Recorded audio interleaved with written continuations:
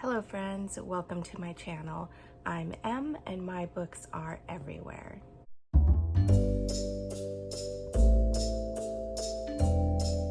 Welcome to another What's Up Wednesday. So today I'm going to be going over the books that I finished this week, and boy, were there a lot. And the only reason is because most of them were audiobooks, so I could listen while I was doing other things. So the first book that I finished was Death at the Dog Show by Peter Boland, and that was the third book in the Charity Shop Detective Agency series, and that was a reread for me. I did listen to that on audio, so this is it here. It's a fun series, and this book was a fun one that dealt with a death at a dog show, and our three detectives, Fiona, Daisy, and Partial Sue, are investigating, and there's lots of doggy goodness. If you love dogs, this is a great cozy mystery because it does talk a lot about the dogs and how they interact and just other things having to do with a pet ownership. Excuse me. So it was a fun reread for me. I really enjoyed it, and I do recommend this whole series. The next book I read was also in that series, and it's the latest book in that series, book number 4, and it's called The Vanilla Killer, and again by Peter Boland, and that was another audiobook that I listened to. And this one involves our charity shop detective agency going on a stakeout, trying to figure out if there's an ice cream truck mafia, and they're trailing suspects, and on their stakeout, they have so many sandwiches to keep them fed during their stakeout. Lots of fun again in this one.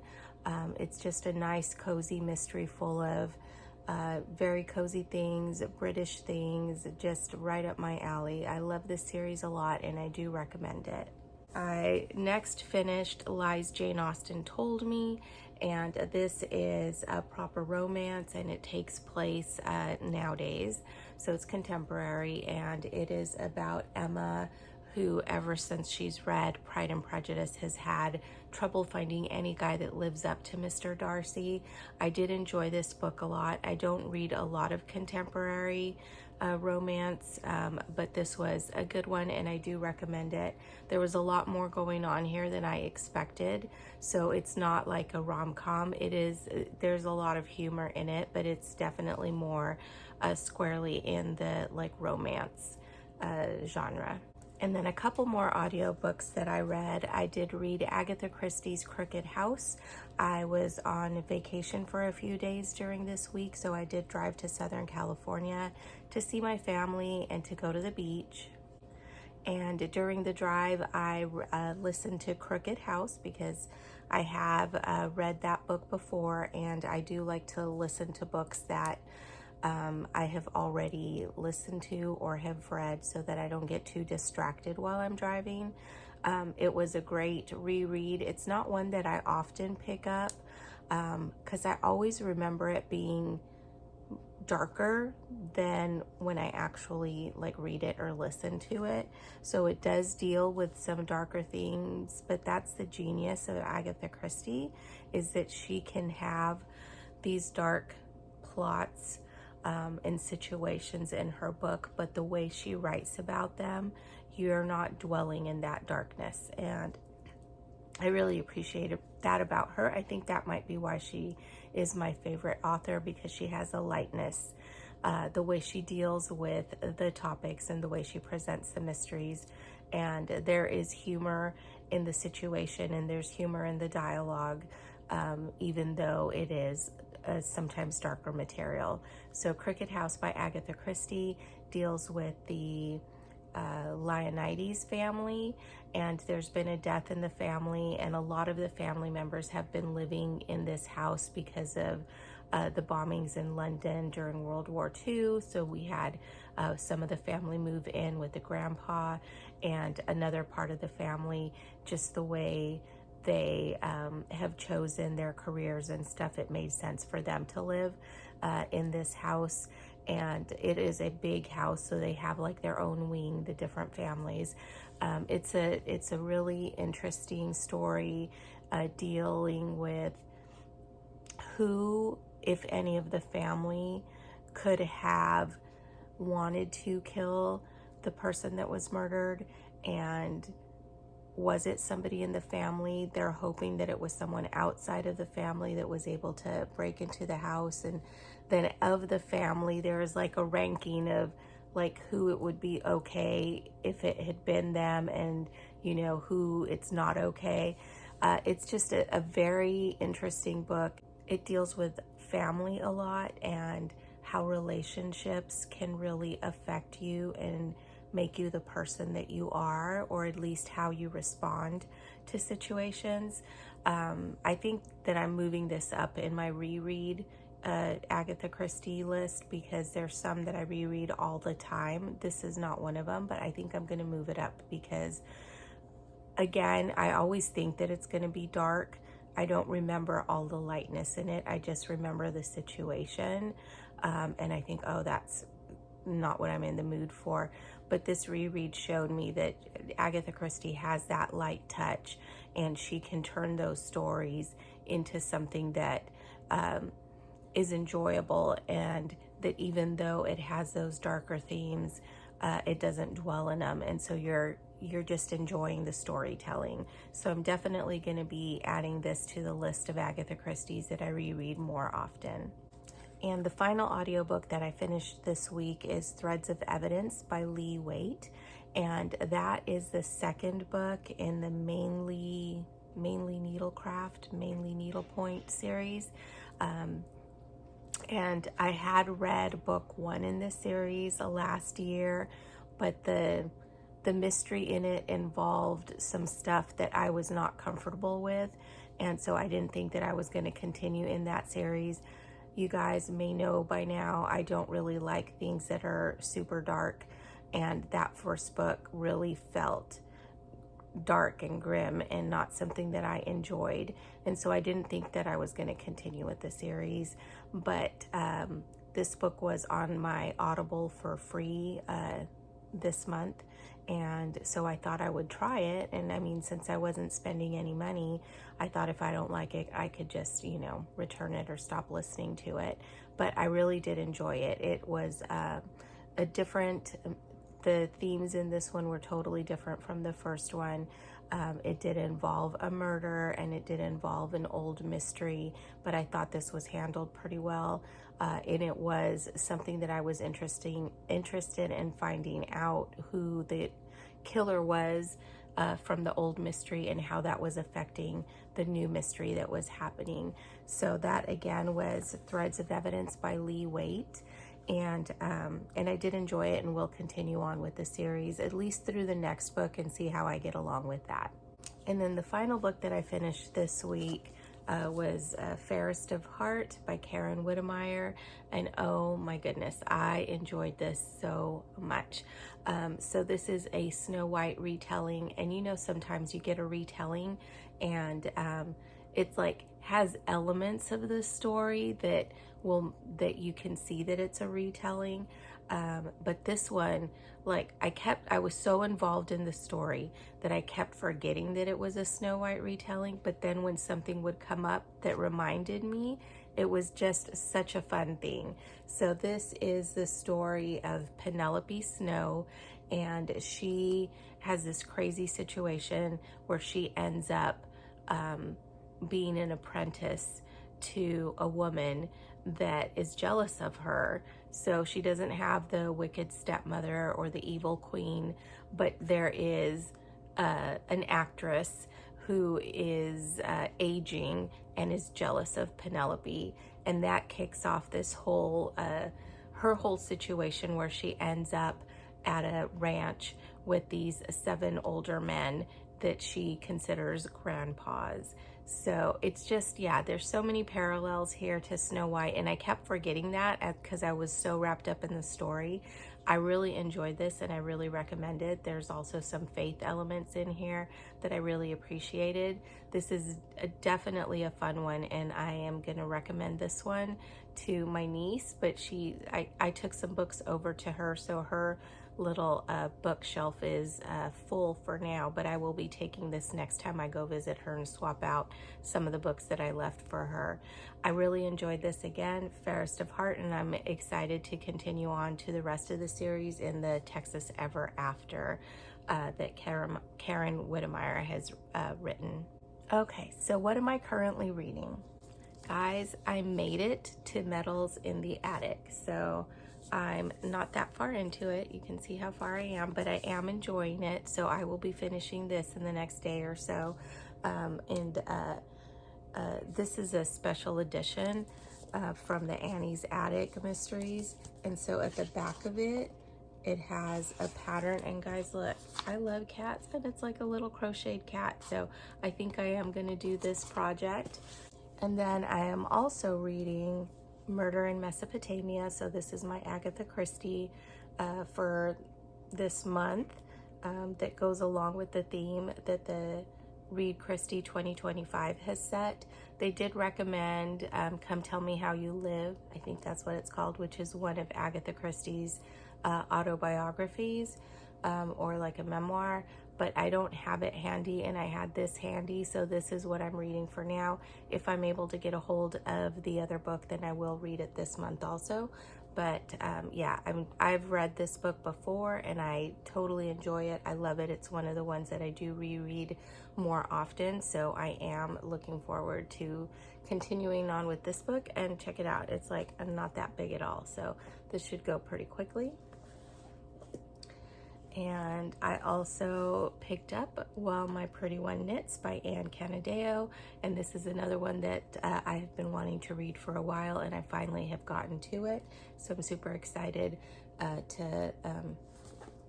forgot to tell you what Murder in Mesopotamia was about, and Metals in the Attic. So Metals in the Attic is book 2 in the Annie's Attic Mysteries, and this is Annie Dawson is the main character in it, and she has inherited this house from her grandmother, and her grandmother was a famous cross-stitcher, and she designed cross-stitch canvases and was pretty famous for that. And she's passed away and has left her house to Annie, and the attic is just chock full of stuff. And so Annie has in the last book, what was the lady in the attic, that was a cross stitch of a lady that she didn't know who it was, and so she solved that mystery in the first book. In this book, she found some medals in the attic, and she thought they were her grandfather's, but she's figuring out that they weren't his, and so now she has another mystery. So what's interesting about this series, and it is a cozy mystery series, is that it's not a murder mystery series. So there are always different types of mysteries. So that's a little refreshing change for me, and yeah, I am enjoying this, and hopefully we'll get that finished in the next day or so. And Murder in Mesopotamia is about the Lydeckers, and they are, wait, is that their last name? 1 minute. Leidner. Okay, I have read this book seriously at least 5 times, probably many more, but at least 5. And the last name is Leidner, not Lydecker. I don't know where I got that from. But anyway, so Nurse Leatherin is the one who is telling this story about this dig where a murder happens. And Hercule Poirot is the investigator in this, and he comes into the story kind of like in a side way, but he's there when the murder happens, and so then he investigates. And it's one of the Agatha Christie's that I do read more often, so I know probably 10 times I've read this book. And I couldn't remember, but Leidner is the name of the couple that's the main focus of the mystery, and it takes place on an archaeological dig. So that was a really fun, different setting for an Agatha Christie. And so there's lots of talk about Mesopotamia, where it takes place, and what that means. It means between 2 rivers. It's just really, it's interesting, it's fun, it's Agatha Christie, it's Poirot. Do I need to say anything else? Okay, so now back to While My Pretty One Knits by Canadeo. So this is the first book in a Black Sheep knitting mystery series, and this is involving the Black Sheep knitters, which are Maggie, Lucy, Dana, Suzanne, and Phoebe, and they meet once a week for their knit group.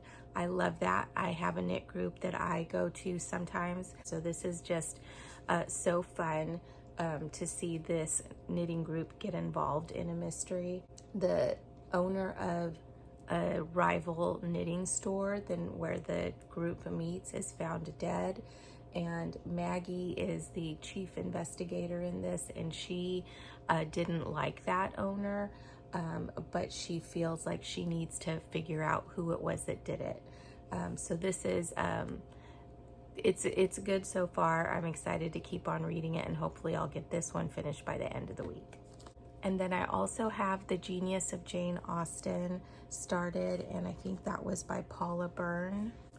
And I'm reading that on my Kindle, and that's for Jane Austen July, and I have a video that I am working on for that about what my plans are for Jane Austen July, and hopefully I'll get that up for my next video. And that brings us to what's next on my reading. So I am going to be reading Pride and Prejudice for Jane Austen July. So when I finish one or two of these books that I'm working on now, I'll pick up this one. And this was the edition that I found. I didn't find any others in a similar style, but since this was the book that I picked for Jane Austen July, and I thought this was a very pretty book, I decided to buy this one and read it. And look at these end papers. And look at that illustration. I just think that's so fun. And then these edges, so cool. So this is the edition that I will be reading, and as soon as I finish one or two of the books that I'm currently reading, this will be the next one. And also for Jane Austen July, I'm going to be reading Sandition, and this is actually, so Jane Austen wrote this, she only wrote 11 chapters of this book before she passed away, and so she didn't finish it. So someone else has finished it, and this version here, it says Jane Austen completed by another lady, because when Jane Austen was writing her books, they were written by a lady. So this, I think that's like a fun little nod to that. And this particular version was recommended by Pepper Basham to me. She had like a little live, and she was talking about Sanditon, and she had said that she had read a version that she really liked that finished the story. So I reached out to her, and then she let me know that this was the one that she was talking about. So I am anxious to read this to see. I've read the chapters that Jane Austen has written before, so it will be interesting to see how this author has finished the story. If it was how I thought it was going to be finished, or if it's completely different. But yeah, I think this will be a fun one. So this is another book that I'm reading for Jane Austen July. And the final book I have coming up next is for a future project that I'm working on, and this is the start of it. And this is going to be The Wild Robot by Peter Brown. And this is about a robot, Roz, that discovers that she's alone on a remote wild island, and she has no idea how she got there or what her purpose is. And so she's having a discovery here and an adventure. So I am really excited to read this. This was recommended to me by my nephew. And yeah, so I will be reading this one hopefully coming up too. And that is it for what I have read this week, what's in progress, and my plans are for the next few days until next Wednesday. That's a wrap on What's Up Wednesday. Thank you for joining me. I hope you enjoyed this video. If you did, please hit that like button. It really helps my little channel. And if you have read any of these books, have thoughts on any of these books that you want to share with me, please do so in the comments. I'd love to talk to you about them. And if you haven't read any of these and don't have any bookish thoughts to share, just let me know that you watched the video by putting any little emoji that's book related or just anything. I recently had a lovely little flower and a little smile emoji, and it just like made my day to see that. So if you have nothing else to say and want to just drop an emoji on there, that would be awesome. I love y'all and can't wait to talk to you about these books, and I will see you next time.